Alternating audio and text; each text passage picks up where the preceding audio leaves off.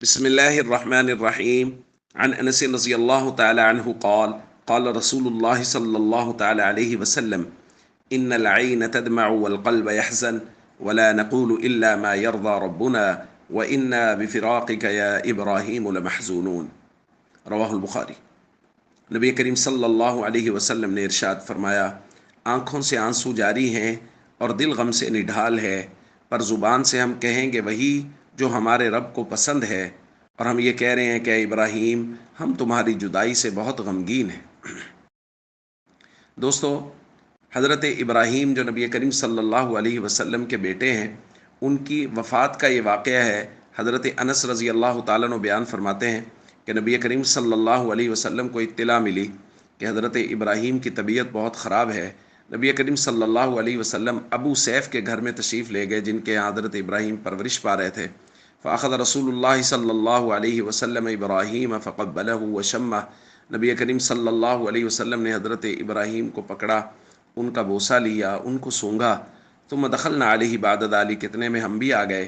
وابراہیم یجود بنفسی، ابراہیم اپنی آخری سانسیں لے رہے تھے۔ فجعلت عینا رسول اللہ صلی اللہ علیہ وسلم تذرفان، نبی کریم صلی اللہ علیہ وسلم کی مبارک آنکھوں سے آنسو جاری تھے۔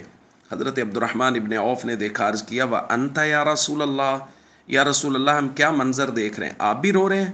نبی کریم صلی اللہ علیہ وسلم نے ارشاد فرمایا: انہا رحمت، اور ایک روایت میں فرمایا: ہذہ رحمت جعلہ اللہ فی قلوب عبادہ، یہ تو بچوں کے بارے میں، اہل خانہ کے بارے میں رحمت اور شفقت ہے جو اللہ نے اپنے بندوں کے دلوں میں رکھ دی ہے۔ لیکن حضور علیہ الصلوۃ والسلام نے وہ پھر جملہ ارشاد فرمایا جو آج ہم نے پڑھا۔ حضور نے فرمایا: ان العین تدمع والقلب یحزن، آنکھوں سے آنسو جاری ہیں اور دل بڑا غمگین ہے۔ ولا نقول الا ما یرضی ربنا، لیکن ہماری زبان سے صرف اللہ کی رضا کا کلمہ ہی نکلے گا، اللہ کی ناراضگی کا کلمہ ہماری زبان سے نہیں نکلے گا۔ دوستو، یہ امت کے لیے بہت بڑا درس ہے جو نبی کریم صلی اللہ علیہ وسلم نے ارشاد فرمایا کہ امت کے ہر شخص کو تقریباً یہ معاملہ پیش آنا ہے کہ کسی پیارے نے دنیا سے جانا ہے، کسی کی اولاد جا رہی ہے، کسی کے والدین جا رہے ہیں، اعزا اقربا، دوست احباب جو دلوں کے بہت قریب ہیں وہ دنیا سے جا رہے ہیں۔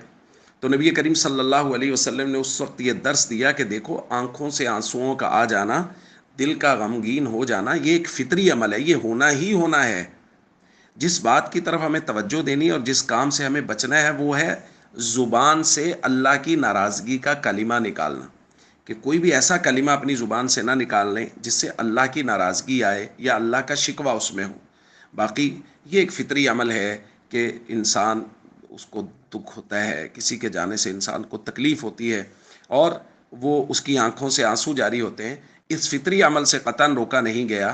جس بات سے روکا گیا ہے وہ یہ ہے کہ اللہ کی ناراضگی کا کلمہ وہ زبان سے نہ نکلے۔